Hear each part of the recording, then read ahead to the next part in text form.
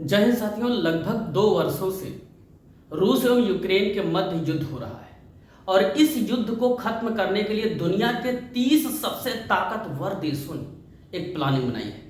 उसी प्लानिंग की सफलता और असफलता के मुद्दों पर चर्चा करने के लिए मैं योगेंद्र तिवारी आप सभी के बीच में उपस्थित हूं। स्वागत करता हूं आप सभी का योगेंद्र टाइम्स पर। प्यारे दोस्तों, अगर हम बात करें तो सऊदी अरब के जद्दाह में एक बैठक होने जा रही है जिसकी होस्टिंग सऊदी अरब कर रहा है और इस बैठक में दुनिया के 30 सबसे ताकतवर देश उपस्थित होने वाले हैं। जी हाँ, मैं भारत की भी बात करूंगा, अमेरिका की भी बात करूंगा, चीन की भी बात करूंगा, रूस, Ukraine, Britain, Italy, France, Germany, सभी देशों पर चर्चा करने वाला हूं। प्यारे दोस्तों, वो यूरोप जो पूरी दुनिया में इस बात का डंका बजाता है कि उसने पूरी दुनिया में शांति फैलाने का ठेका ले रखा है, उसने पूरी दुनिया में इंसानों के विकास का ठेका ले रखा है, वो यूरोप पिछले 1.5 सालों से पूरी तरह से जल रहा है।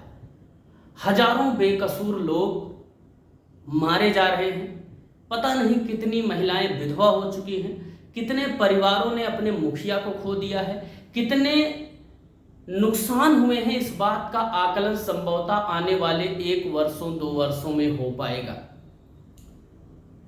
घटना की शुरुआत की अगर बात करो तो रूस यूक्रेन युद्ध थोड़ा सा थम रहा था, सिर्फ सीमाओं पर गोलीबारी हो रही थी, लेकिन यूक्रेन के इस कॉमेडियन राष्ट्राध्यक्ष पे पता नहीं क्या सनक बन पड़ी है कि बार बार रूस को कुरेदता रहता है। इस सनक की भी चर्चा करेंगे, पूरे तौर पे हम देखेंगे क्या है मामला। रूस यूक्रेन युद्ध को अगर आप देखेंगे तो रसिया अपने आप को पूर्व सोवियत संघ के विघटन के बाद सबसे बड़े एवं सबसे शक्तिशाली देश के रूप में स्थापित करने में सफल रहा है, इसमें कोई दो राय नहीं है। अब रूस की मंशा ये है कि जो पूर्व सोवियत संघ 1992 के पहले था वैसी कुछ कुछ स्थितियां हम बनाने में सफल हो जाए। परंतु अब तो स्वतंत्रता का युग है, अब तो हम इतने स्वतंत्र हो गए हैं कि छोटे छोटे देश, तमाम लग्जमबर्ग जैसा पिद्दी भर का देश, वो भी कह रहा है कि हम देश बने। क्यों? क्योंकि भाई सबको स्वतंत्र होने का अधिकार है। स्वतंत्रता स्थल खंड की सीमाओं में बंधकर रहने वाली चीज नहीं है। तो यूक्रेन भी अपने आप को स्वतंत्र मानता है, लेकिन रूस ये चाहता है कि तुम स्वतंत्र रहो परंतु हमारे खिलाफ काम ना करो। जबकि यूरोप के अन्य देश एवं अमेरिका ये चाहते हैं कि वो किसी तरीके से रूस के आसपास के देशों को अपने साथ लाने में सफल रहें। आखिर क्यों रूस विरोध करता है कि अमेरिका या नाटो देशों की उपस्थिति उसके आसपास के एरिया में ना हो? क्योंकि अमेरिका और रूस के बीच द्वितीय विश्व युद्ध के बाद से एक लगातार कोल्ड वार चल रहा है। कोल्ड वार का मतलब यह है कि शांत रूप से लड़ रहे हैं, कोई एक दूसरे पर हमला नहीं कर रहे हैं, परंतु एक दूसरे की खींचतान में पूरी तरह से लगे हुए हैं। इसी का परिणाम था कि यूक्रेन की पश्चिमी यूरोप के देशों एवं अमेरिका के साथ बढ़ती नजदीकियों का परिणाम यह हुआ कि रूस ने यूक्रेन के 2 शहरों पर हमला करके उन्हें अपने में मिला लिया, 2 प्रांतों को अपने में मिला लिया और कई शहरों पर, यहां तक कि यूक्रेन की राजधानी कीव तक सुरक्षित नहीं। मुद्दा क्या था कि यूक्रेन को यह लालच दिया गया कि हम तुम्हारे साथ, मारो देख लेंगे, तुम आगे चलो तो अब हम पहले चलेंगे तो लगेगा टेंशन हो जाएगा, भाई अमेरिका आ रहा है लड़ने के लिए, तुम मारो, हम तुम्हें हथियार देंगे, तुम्हें पैसा देंगे। आप समझिएगा, यही चीजें कई बार आपके साथ भी आम जिंदगी में होती है, लोग आपको उकसा देते हैं।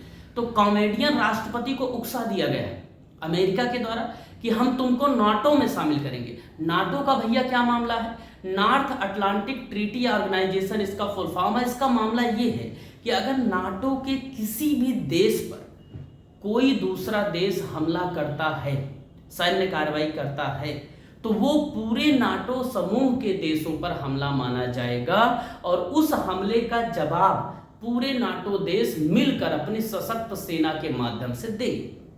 इस बात को नकारा नहीं जा सकता कि पूरी दुनिया में नाटो सैन्य समूह से ताकतवर कोई भी दूसरा समूह नहीं है। परंतु जरा सोचिएगा, 1.5 वर्षों से युद्ध चल रहा है। नाटो ने अभी तक यूक्रेन को अंदर नहीं घुसाया है, फिनलैंड तक को उन्होंने मान्यता दे दी है, परंतु यूक्रेन को अंदर नहीं घुसाया। अब अप्रैल से क्या हो रहा है, थोड़ा सा मामला बदला है। अप्रैल से यूक्रेन एक बार फिर से थोड़ा ज़्यादा एक्टिव हुआ है और उसने मॉस्को जैसे शहर पर, जो कि रूस की राजधानी है, 7 बार हमले किए।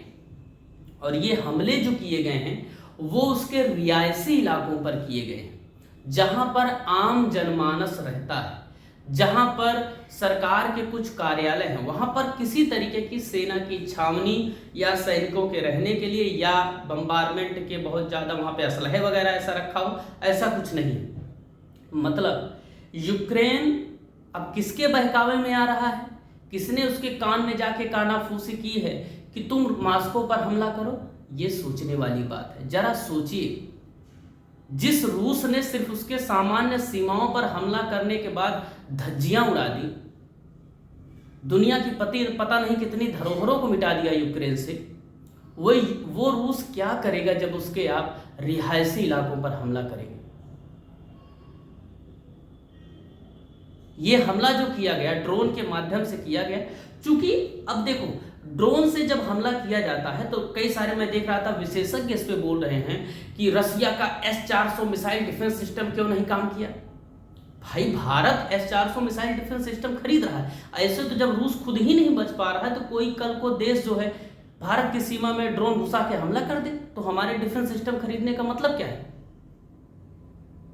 यहां पर एक चीज निकल कर आती है, जो ड्रोन होता है वो प्लास्टिक का होता है, मेटल नहीं होता उसमें, और वो बहुत ज्यादा छोटा होता है, जिससे वो रडार की पकड़ में कम आता है या आता ही नहीं है।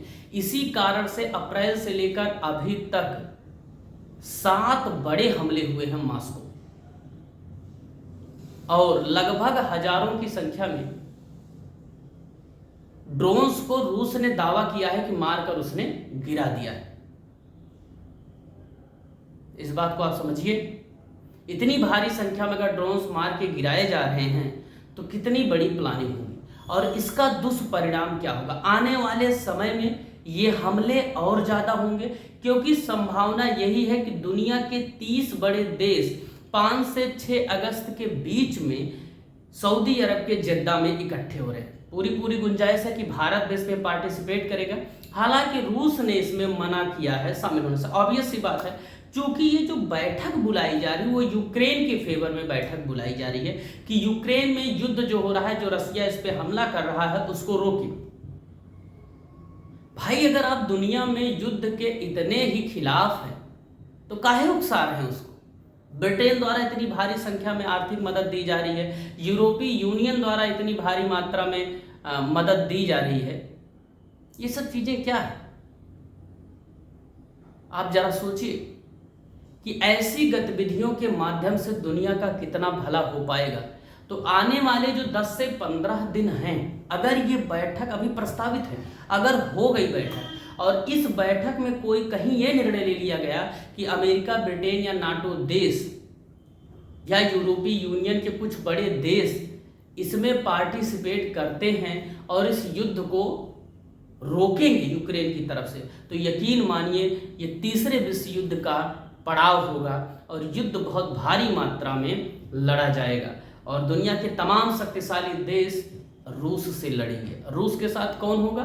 सिर्फ चीन, और कोई देश नहीं है रूस के साथ, क्योंकि सभी शक्तिशाली देश तो बड़े देशों के साथ है ना। 30 बड़े देशों की बैठक ही बुलाई जा रही है। उसके पीछे रीजन है, रीजन ये भी है कि रसिया कहीं ना कहीं इस मामले में थोड़ा सा जल्दबाजी में कार्रवाई किया, जिसके चलते दुनिया के तमाम देश इस चीज़ से किनारा कर रहे हैं कि वो रूस का सपोर्ट कर पाए।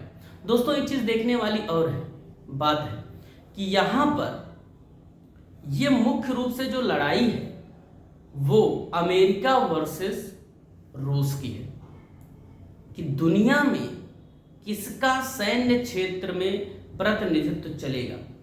नो डाउट दुनिया में अमेरिका ने जितना हथियारों का बड़ा जखीरा तैयार किया है उतना किसी देश ने अन्य ने नहीं तैयार किया है।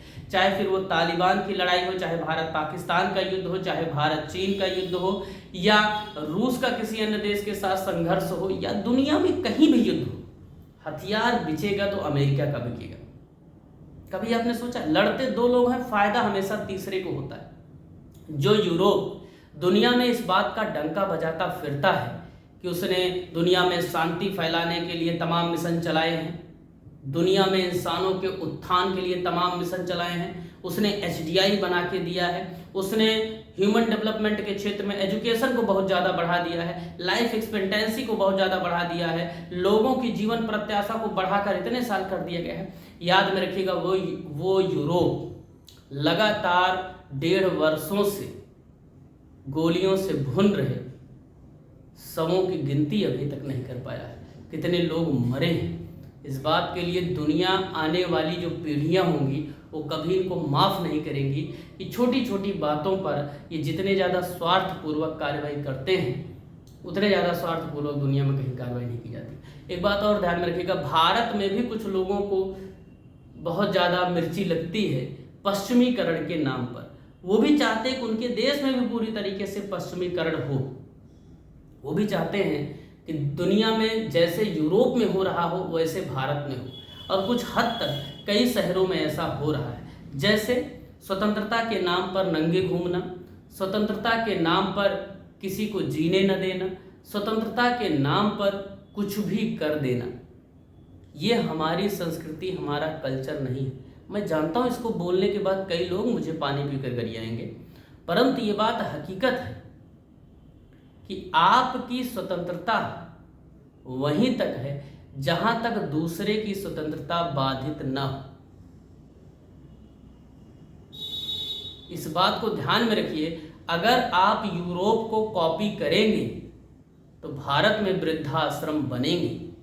अगर आप यूरोप को कॉपी करेंगे तो माँ बाप सड़कों पर भटकेंगे, क्योंकि यूरोप में तो वृद्धाश्रम बनाए जाते हैं, अनाथालय बनाए जाते हैं। वहां तो सीधी सी पॉलिसी है ना। ये हमारे यहाँ कब से आने लगा जो है तलाक तलाक तलाक।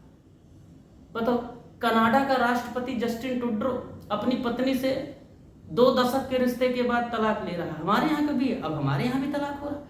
तो मुद्दा ये होता है, जब आप किसी देश की किसी व्यवस्था को एज इट इज मान लेते हो, जैसे आप किसी चीज को मान लीजिए ये चीज बहुत अच्छी है, फलाने बोलते हैं, इसका मतलब ये फलाने की सारी चीज अच्छी है। जब आपने फलाने को एज इट इज कॉपी कर लिया तो फलाने की बुराइयां तो आप में आनी स्वाभाविक है। इसीलिए हमेशा किसी की अच्छाइयों को सीखिए, ना कि किसी के गुलाम बन जाइए। भारत में यही हो रहा है, लोग गुलाम बन रहे हैं। गुलाम मत बनिए, स्वतंत्र बनिए, अपने विचारों के रक्षक बनिए और अपने विचारों को मजबूत बनाइए। जी हाँ, एक स्वतंत्र और सशक्त भारत के निर्माण के लिए जरूरी है स्वतंत्र और सशक्त युवा। और मैं देखता हूँ इस देश में युवाओं की स्थिति भी बहुत विकट होती चली है। उसका परिणाम है, हम कहाँ से प्रेरणा ले रहे हैं? यूरोप से। जो यूरोप 1.5 सालों से लगातार यूक्रेन को मरने के लिए छोड़ दिया है, खुद ही लड़वाया, खुद ही छोड़ दिया, हजारों की संख्या में लोग मार दिए गए हैं। महिलाओं और बच्चों की स्थितियां क्या होंगी? कहाँ गया यूनेस्को, कहाँ गया यूनिसेफ, कहाँ गया यूनाइटेड नेशन? कुछ कर पा रहा है? कुछ नहीं कर पा रहा है। और उस यूनाइटेड नेशन में जम्मू कश्मीर का मुद्दा लेके कौन चले गए? जम्मू कश्मीर के बहुत बड़े प्रणेता जवाहरलाल नेहरू। कहाँ गया भाई तुम्हारा यूनाइटेड नेशन? इतने ही बड़ी तुम हितकारी हो तो काहे नहीं रोक पा रहे हो कि युद्ध? नहीं रोक पा रहे ना। इसीलिए मैं कहता हूँ हमेशा सशक्त चीज़ों को, जो निर्माता होते हैं सशक्त चीज़ों के, जो निर्माणकारी जो विचार रखते हैं, वो स्वयं भी सशक्त होना चाहिए उनको। वो स्वयं भी सशक्त होते हैं तभी वो सब चीज़ें बन पाती हैं। हम क्या कर रहे हैं? कई ऐसी चीज़ों का निर्माण कर रहे हैं जो ऐसे अंधविश्वास में चल रही, बस चलती जा रही है। याद में रखिएगा, आने वाले जो 1 महीने हैं बहुत बड़ी चीज़ों को डिसाइड करेंगे। अगर ये युद्ध रुका नहीं या चलता रहा तब तो ठीक है। अगर युद्ध जिस तरीके से यूक्रेन इन्वॉल्व हो रहा है और वो बढ़कर आगे रिहायशी इलाकों पर आक्रमण कर रहा है, मैं बता रहा हूँ कोई पैदा नहीं है इस धरती पर जो बड़े युद्ध को रोक सके। निश्चित रूप से हो जाएगा बड़ा युद्ध। आप उकसाएंगे तो कोई आदमी मारेगा ही आपको। आज देखते हैं कि 5 से 6 अगस्त को जो बैठक होने वाली उसमें क्या कार्रवाई की जाती है, क्या निर्णय लिए जाते हैं। उम्मीद यही है, प्रभु से प्रार्थना यही कि इस युद्ध को जल्दी से जल्दी खत्म करें एवं सबको सद्बुद्धि दे। आप जरा सोचिएगा, दुनिया के सबसे सभ्य लोग इस तरीके से नंगा नाच लड़ रहे हैं और ये हमें बताते हैं तुम सपेरों के देश हो। हैं, लानत है ऐसे देशों पर। बहरहाल भगवान से प्रार्थना करिए वहाँ के महिलाओं, वहाँ के बच्चों, वहाँ बुजुर्गों, वहाँ पर पुरुषों, वहाँ पर सशक्त व्यक्तियों, सबके लिए सबका भला हो। ईश्वर सबको जो है सद्बुद्धि दे, लड़ाई जल्दी से बंद हो, क्योंकि हिंसा का मार्ग कहीं भी हो ये अच्छा नहीं है। हिंसा हमेशा अपने साथ बुराइयां लेकर आती है। हिंसा किसी भी चीज़ का समाधान नहीं है, ये भी सत्य है। कितने भी बड़े आप हिंसा के समर्थक हो, ये सही है, हिंसा त्वरित रूप से तुरंत किसी घटना को बंद कर सकती, स्टॉप कर सकती है, लेकिन लंबे समय के लिए वो बंद नहीं कर सकती। बहरहाल देखने की बात होगी 5 से 6 अगस्त को होने वाली ये बैठक हो भी पाती है कि नहीं हो पाती, अभी प्रस्तावित है। चलिए मिलते हैं इस बैठक के बाद, इस बैठक में क्या होता है उसके नतीजों पर चर्चा करने के लिए। धन्यवाद।